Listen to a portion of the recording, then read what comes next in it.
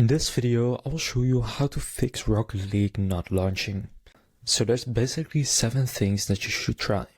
First, restart everything, so close Rocket League and the Steam or Epic Games launcher and any overlays such as Discord, GeForce Experience, MSI Afterburner, etc. Then restart your PC. Many launch issues are caused by background processes. Next, verify the game files. So if you're using Steam, go to Library, then right-click Rocket League, go to Properties, Local Files, and verify integrity of game files. And then on Epic Games, also go Library, click 3 dots on Rocket League, and then verify. Next, delete the configuration file. So just enter what you can see here and then rename it to that, and then Rocket League will generate a fresh one on launch.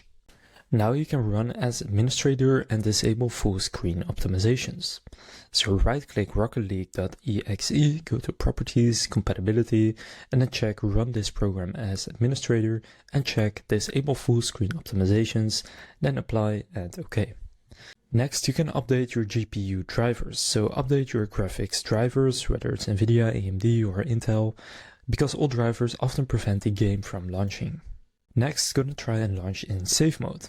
So on Steam, right-click Rocket League, go to Properties, General, Launch Options, and then Add, Save.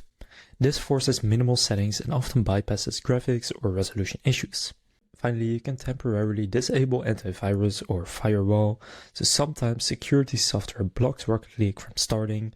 You can temporarily disable and test launching, but remember to turn it back on. So that's what you can do to fix Rocket League not launching. If this video was helpful, please consider leaving a like and subscribing to my channel. With that being said, I will see you in the next video.